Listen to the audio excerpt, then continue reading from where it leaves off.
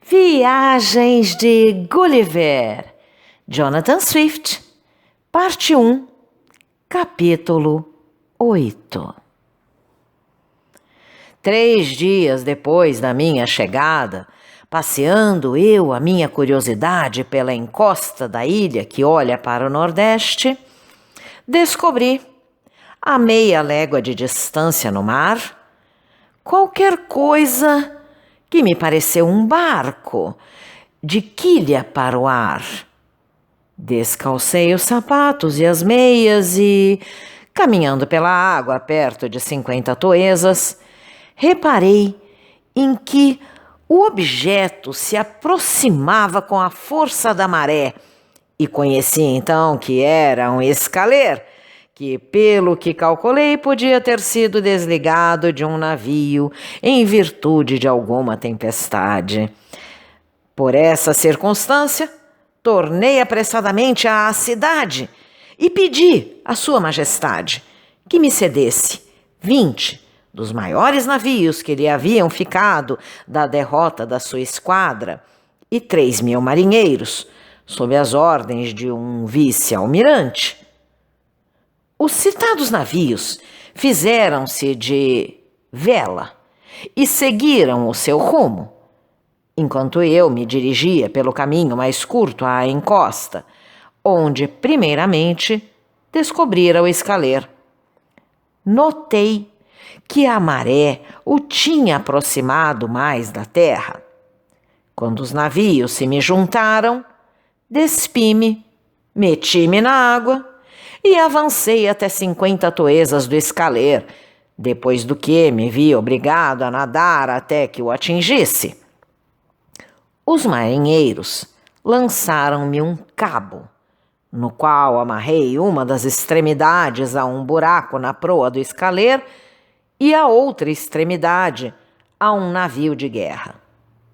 Não pude, porém, continuar a minha viagem porque perdi o pé. Pus-me então a nadar atrás do escaler e a empurrá-lo com uma das mãos, de maneira que, a favor da maré, me encaminhei de tal modo para a margem que pude pôr o queixo fora da água e achar o pé. Descansei durante uns 3 minutos e, em seguida, impeli ainda o escaler até que a água me desse pelas axilas e, então, a maior fadiga já tinha passado. Agarrei outros cabos trazidos num dos navios e liguei-os primeiramente ao escaler e depois a 9 dos navios que me esperavam. Como o vento era de feição e os marinheiros me auxiliaram, procedi de maneira que chegássemos a 20 toesas da margem e, como o mar recuou, alcancei o escaler a pé enxuto e, com o auxílio de 2.000 homens, de cordas e de máquinas, consegui virá-lo, notando que poucas avarias tinha sofrido. Levei 10 dias para fazer entrar o escaler no porto de Blefusco, onde se acumulou grande multidão, cheia de pasmo pela presença de tão prodigiosa embarcação. Disse ao rei que a minha boa estrela me fizera encontrar aquele escaler para me transportar a qualquer outro ponto, de onde poderia regressar ao meu torrão natal. E pedi à Sua Majestade que desse ordem para pôr aquela embarcação em estado de servir e me concedesse licença para abandonar os seus estados, o que, após sentidas recriminações, me foi concedido. Estava eu sobremaneira surpreendido de que o imperador de Lilliput, depois da minha partida, não tivesse feito quaisquer diligências para me encontrar. Soube, porém, que Sua Majestade Imperial, ignorando que eu fora conhecedor dos seus desígnios, imaginara que eu tinha ido a Blefusco apenas com o intuito de cumprir a minha promessa, conforme a licença que dele obtivera, e que regressaria em breve. Mas, por fim, a minha ausência deu-lhe cuidado, e tendo conferenciado com o tesoureiro e o resto do conluio, foi enviada uma pessoa de distinção com uma cópia dos artigos do processo contra mim. O mensageiro tinha instruções para representar ao soberano de Blefusco a grande brandura de seu amo, que se contentava em punir-me com a perda da minha vista, que me subtraíra à justiça e que, se eu não regressasse no prazo de 2 dias, seria despojado do meu título de Nardak e declarado réu de alta traição. O embaixador acrescentou que, para manter a paz e a amizade entre os 2 países, esperaria que o rei de Blefusco desse ordem para me fazer reconduzir a Lilliput, ligado de pés e mãos para ser punido como traidor. O rei de Blefusco, tendo solicitado 3 dias para deliberar sobre este assunto, enviou uma resposta muito sensata e muito prudente. Observou que, quanto a restituir-me ligado, o imperador não ignorava que isso era uma coisa impossível, que, embora eu lhe tivesse arrebatado a esquadra, estava muito reconhecido para comigo em virtude de alguns bons serviços que lhe prestara com relação ao tratado de paz. Demais, que em breve se veriam livres de mim, porque encontrara na margem um prodigioso navio, capaz de me levar embarcado, que dera ordem para que o preparassem, consoante as minhas indicações, e aproveitando meu auxílio, de maneira que esperava no prazo de algumas semanas que os 2 países ficariam livres de tão insuportável fardo. O embaixador regressou a Lilliput com esta resposta, e o soberano de Blefusco referiu-me tudo o que se havia passado, oferecendo-me ao mesmo tempo, mas em segredo e confidencialmente, a sua graciosa proteção, se quisesse ficar a seu serviço, ainda que acreditasse na sua sincera proposta. Resolvi nunca mais entregar-me nas mãos de nenhum príncipe, nem de nenhum ministro, quando podia passar sem eles. Esta a razão por que, depois de ter manifestado a sua majestade o meu justo reconhecimento pelas suas simpáticas intenções, pedi-lhe, humildemente, que me desse licença para me retirar, dizendo-lhe que, visto a boa ou má estrela me haver proporcionado um barco, decidira me entregar ao oceano antes de que houvesse rompimento de hostilidades entre aqueles 2 poderosos soberanos. O rei não se mostrou ofendido com este meu discurso e soube mesmo que bastante contente tinha ficado com a minha decisão, e bem assim a maior parte dos seus ministros. Estas considerações levaram-me a partir um pouco mais cedo do que projetara, e a corte, que anelava pela minha saída, contribuiu para isso com solicitude.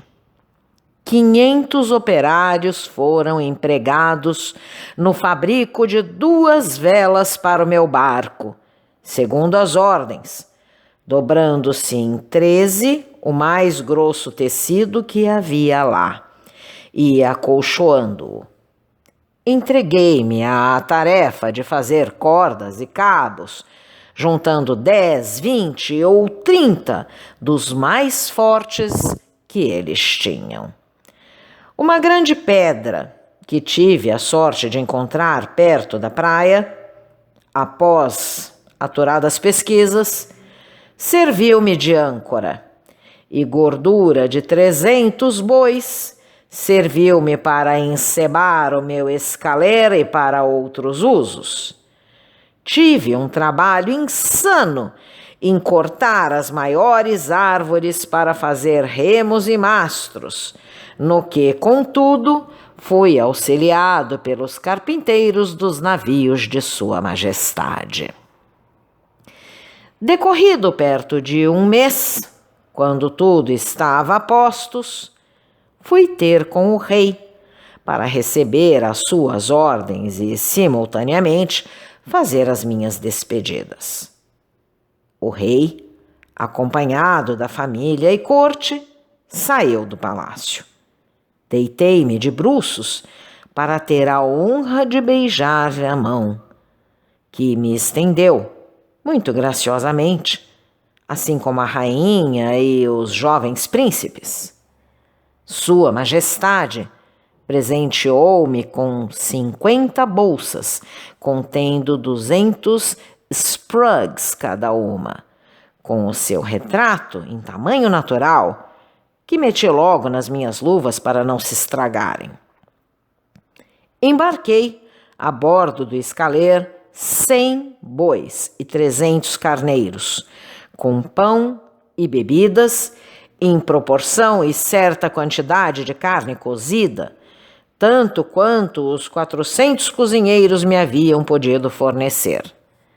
Tratei de obter 6 vacas e 6 touros vivos, e igual número de ovelhas e cordeiros, com o fito de os levar ao meu país, para fazer procriar a espécie. Forneci-me também de feno e trigo.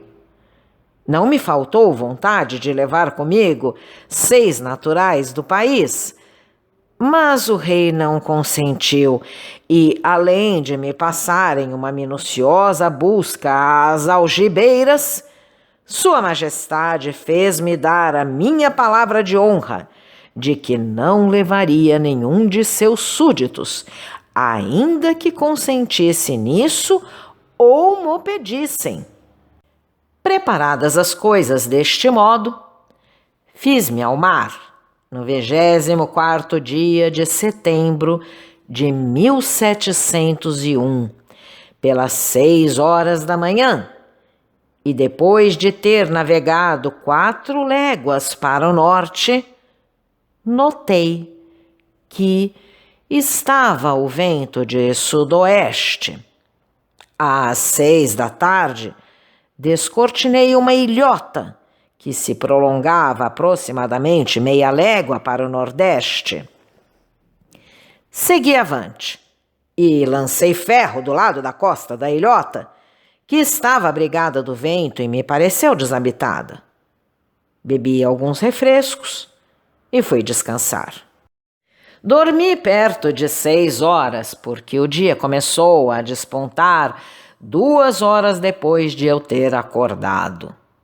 Almocei, e como o vento estava de feição, levantei ferro e segui o mesmo rumo do dia anterior, guiado pela minha agulha portátil. Era meu desígnio, caso me fosse possível, aproar a uma das ilhas que, com razão, supunha situadas ao nordeste da terra de Van Diemen. Nesse dia, nada descobri. Mas, no imediato, pelas 3 horas da tarde, depois de ter navegado, segundo os meus cálculos, perto de 24 léguas, enxerguei um navio que se dirigia para o sudoeste.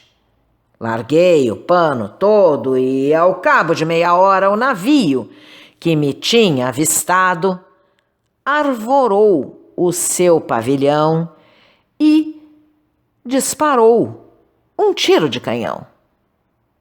É difícil patentear a alegria que experimentei com a esperança de tornar a ver novamente o meu país e os queridos entes que lá deixara. O navio ferrou as velas e veio ao meu encontro, das 5 para as 6 horas da tarde de 26 de setembro. Fiquei louco de contentamento ao ver o pavilhão inglês. Meti as vacas e os carneiros na algibeira do gibão e subi para bordo com a minha pequena carga de víveres. Era um navio mercante inglês que regressava do Japão pelos mares do norte e do sul, comandado pelo capitão João Biddle, de Deptford, honrado homem e excelente marinheiro. Havia a bordo perto de 50 homens, entre os quais encontrei um antigo camarada meu, Pedro Williams, que falou elogiosamente de mim ao capitão. Esta boa criatura proporcionou-me magnífico acolhimento e pediu-me que lhe dissesse de onde vinha e para onde me dirigia, o que fiz em poucas palavras. Julgou, porém, que a fadiga e os perigos que eu tinha corrido me haviam transtornado a cabeça, pelo que tirei logo da algibeira as vacas e os carneiros, o que deu lugar a uma grande admiração de seu lado, provada assim a veracidade do que acabava de narrar. Mostrei-lhe as moedas de ouro que me dera o rei de Blefusco e, bem assim, o retrato, em tamanho natural e muitas outras curiosidades do país. Dei-lhe 2 bolsas com 200 sprugs e prometi que, chegando à Inglaterra, lhe faria presente de uma vaca e de uma ovelha prenhes. Não importunarei o leitor com os pormenores da minha viagem. Aproamos às Dunas em 13 de abril de 1702. Uma única fatalidade me aconteceu. Os ratos do navio arrebataram-me uma das ovelhas. Desembarquei o resto do meu gado com excelente saúde e soltei-o a pastar no canteiro de um jardim onde se jogava bola em Greenwich. Durante o pouco tempo que me deixei ficar em Inglaterra, amealhei um razoável pecúlio em mostrar os meus animais a várias pessoas de importância e até a gente do povo. E antes de empreender a minha segunda viagem, desfiz-me deles por 600 libras esterlinas. Após o meu último regresso, em vão procurei a raça que julgava consideravelmente aumentada, principalmente os carneiros. Esperava que tudo aquilo revertesse em favor das nossas manufaturas de lã pela finura dos velos. Fiquei apenas 2 meses em companhia de minha mulher e dos meus. A insaciável paixão de ver terras estranhas não consentia que estivesse muito tempo sedentário. Entreguei à minha mulher 1.500 libras esterlinas e alojei-a numa bela casa em Redriff. Levei comigo o resto dos meus bens, uma parte em dinheiro e outra em mercadorias, com o intuito de aumentá-los. Meu tio John deixara-me umas terras perto de Epping, que rendiam 30 libras esterlinas, e eu alugara a longo prazo os touros negros em Forderlane, que me davam o mesmo rendimento. Por este processo, não corria o risco de deixar minha família na necessidade de recorrer à caridade da paróquia. Meu filho John, a quem dei o nome de meu tio, aprendia latim e frequentava o colégio. Minha filha Isabel, casada atualmente e com filhos, consagrava-se ao trabalho de agulha. Despedi-me de minha mulher e de meus filhos, e apesar de bastante choradas lágrimas de parte a parte, embarquei corajosamente a bordo do A Aventura, navio mercante de 300 toneladas, comandado pelo capitão João Nicolau de Liverpool. Então, caro audioleitor, se você gostou deste conteúdo, deixe seu like e inscreva-se no canal ativando o sininho para ser notificado dos próximos vídeos, com os próximos capítulos deste e de outros livros que estarei publicando. Um grande abraço e até a próxima!